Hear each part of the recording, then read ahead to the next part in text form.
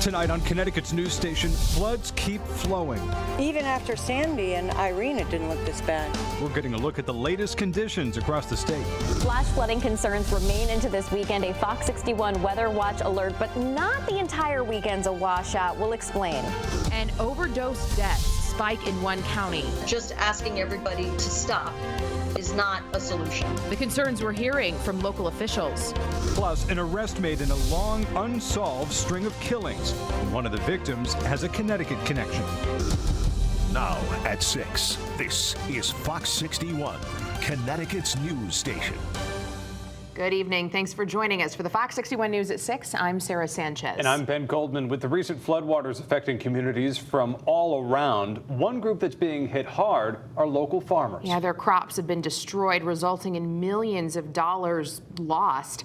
Fox 61's Carmen Chow joins us live in Middletown to explain the type of impact they're seeing. Carmen. And Sarah, I'm at Harbor Park in Middletown, where you can see behind me the CT River water has spilled onto this parking lot here, and we're actually starting to see it rain. So what you're seeing now could become worse over the next several hours, but this is the same water that's ruining it right now for all of our local farmers. It's nobody's fault, but it's a real problem. Ed Cachetta, the owner of Cachetta Farms in South Windsor, joins the thousands of farmers across the state who are dealing with significant losses. Right now, we've got sod farmers that can't get to their fields. We got tobacco farmers where the hollows are all flooded with water. Right now, we have about a 15% loss where the tobacco just drowned it out. The Connecticut Department of Agriculture says there has been 21 feet of flooding over the past couple of days, which means millions of dollars impacted. We're looking at about 2,000 acres of crops that have been destroyed. With now being the peak season of turning crops into money, farmers are having to come up with alternatives in paying off their long list of expenses that keep their farms running. So what will this mean for you, the consumer? Your local farm stands will still be in business, but options will be low and patience will be needed. This is going to impact our farmers markets and our communities. We want our farmers to have products to sell. Lewis Lipton with Pleasant View Farms and Summers is already coming up with a backup plan. We're going to have to outsource that from out of state if we can. New York State's having some of the same problems we are. Even if the crops turn out successful, farmers say it cannot be sold.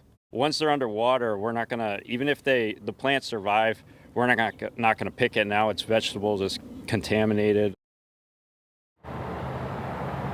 Now, if you are a farmer who has been impacted, you are advised to report your losses so the state can help you. And secondly, there is a website offering some resources to provide some relief for those farmers impacted. We'll have all of that information for you on our website, fox61.com. But for now, I'm live in Middletown. Carmen Chow, Fox 61, Connecticut's news station.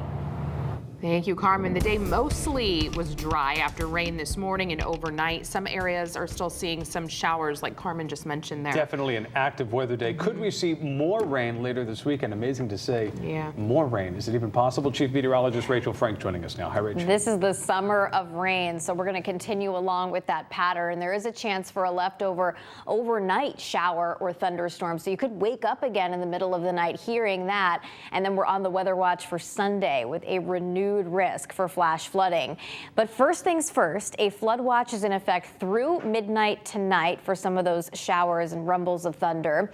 I think they'll be kind of hit or miss in nature. Not every town will get one tonight. And a flood warning obviously continuing for the Connecticut River. Even though water levels are dropping, they're just not dropping fast enough. So minor flooding continues into the weekend and the river is not safe for boating or swimming. There's also a flood warning in effect for the Housatonic River after heavy rain last night. Showers are out of here for now, but if you look to the west, you'll see more numerous showers and rumbles of thunder, and some of that could move through, especially as we head through the overnight hours. Taking a look at the future guidance, again, there could be a pop-up shower, a rumble of thunder at any point between now and tonight, but I think it'll be more numerous overnight and as we head towards daybreak.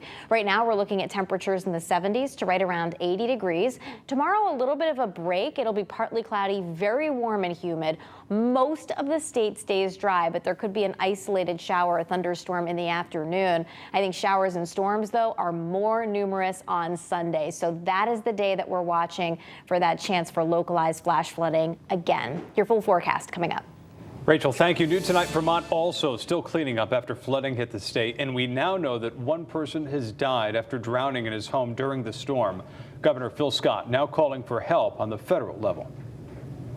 On Monday, I'll be welcoming the U.S. Secretary of Transportation, Pete Buttigieg, to Vermont, and we'll survey impacted infrastructure. And as you know, last night I submitted to President Biden a request for a federal major disaster declaration. The person killed was identified as 63-year-old Stephen Duvall of Barr. This is the second death caused by this week's flooding. Earlier in the week, a woman in New York was killed after she was swept away by floodwaters. We have a health alert now. There's been an uptick in fatal overdoses in the New Haven County area in the last 2 weeks. And more than a dozen people have lost their lives thinking they were taking crack cocaine. Fox 61's New Haven County Bureau reporter Julia LeBlanc joining us now live from the New Haven Green. Julia? Hi, good evening to you both. Within the last 2 weeks, 16 people have died from fatal overdoses right here in New Haven and in the surrounding towns and cities. Those impacted range in ages here in New Haven from 19 to 53 years old. Almost all of them were men. And now all the health departments across the state and specifically here in this area are just trying to save lives. We've had a trend upward, especially in these months. New Haven Police Chief Carl Jacobson and other public health leaders are tracking a disturbing trend. In the first 2 weeks of July, 16 people have died throughout New Haven County from overdoses involving the suspected use of crack cocaine. It's spread out throughout New Haven, throughout the greater New Haven area. Other communities are experiencing this. The deaths took place in Derby, East Haven, Hamden, Meriden, Milford, New Haven, North Branford, and West Haven. What this raises our concern about is that there is likely fentanyl in this batch of compound that's being distributed and sold and being used. That's why the state health department is working with local officials to get the word out about this spike, since it's likely the result of people not knowing what they're really taking. One of the things that we know about cocaine is that it's not supposed to produce an overdose or crack cocaine in the way that opioids do. Now they're doing something called harm reduction, sending out alerts and getting Narcan out to anyone they can,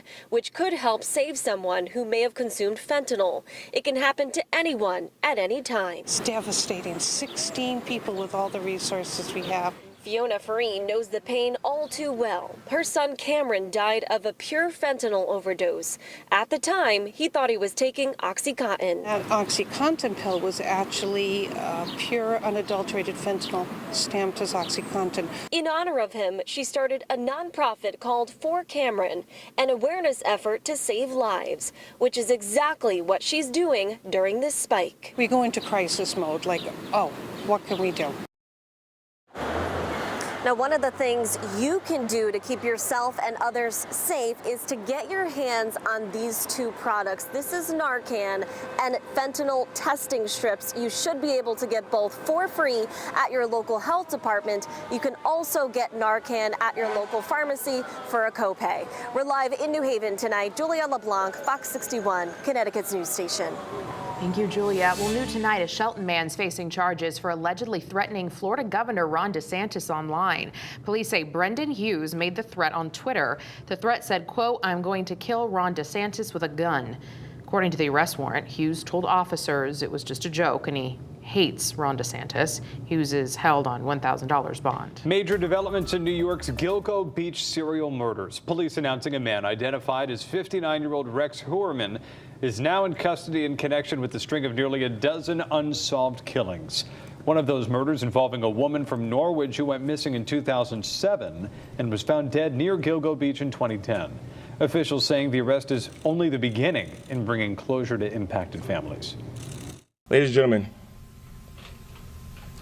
Rex Heuermann is a demon that walks among us, a predator that ruined families. If not for the members of this task force, he would still be out in the streets today. The suspect is charged with 3 counts of first-degree murder. In all, the remains of 9 women, a man, and a toddler have been found in the area of Gilgo Beach on Long Island. Coming up on Connecticut's news station, live at 6:30, we'll have more on this developing story and an update from police. In Windsor Locks, police are searching for suspects involved in an armed carjacking. This happened on Route 75 last night. The victim told police she was approached by 2 armed men after her car was bumped from behind. Now, the suspects then grabbed her and dragged her back towards her car. We are told they had 2 guns, 1 each. One was pointed at her temple and the other in her rib cage area. And they said, if you scream, I will kill you. A third man got into the victim's car with the other 2 suspects driving off in another vehicle. Police later found the car in New Britain. No suspects have been arrested. Waterbury police made 2 arrests on gun and narcotic charges. Police say that they were on patrol in the area of Baldwin Street when they conducted a traffic stop after spotting a car with a stolen marker plate. Officers say a stolen gun and crack cocaine was found inside the car. The driver, Luis Medina Cuevas, and his passenger, Raimundo Carrillo Cordero, were both arrested. At least 2 people are injured in an early morning fire in Bridgeport. This happened at an apartment building on Success Avenue just before 4:30 this morning. Officials say there was extensive damage to the building on the 1st and 2nd floors. The building was evacuated with 2 people taken to the hospital. Their conditions are unknown right now. And an update on breaking news we first brought you yesterday. Tonight, fire officials are calling an investigation on Chapel Street in New Haven dangerous. There's significant damage to the building. The commercial building went up in flames yesterday afternoon. The 2nd floor collapsed into the 1st floor, and the outer walls are now bowing. Fire officials say 4 firefighters have been injured, 2 for heat exhaustion, 2 for back problems. No word yet on what caused this fire. A new campaign in Vernon looks to encourage residents not to drink and drive. The Nip Responsibly campaign urges those who purchase and consume nip bottles of alcohol not to litter and drink responsibly. The campaign comes as officials noticed a high number of those bottles purchased in the town and noted a problem of littering of the bottles. Officials say the $6.5 million distributed to Connecticut cities and towns since the passage of the nickel per nip law demonstrates that residents consume and then toss those small bottles. A grand reopening in Meriden this morning. The city's newly renovated and expanded public library is back open on Miller Street. The library has a new teen room featuring state-of-the-art gaming systems. The library also added more than 50 new computers and an updated community room as well as a media lab.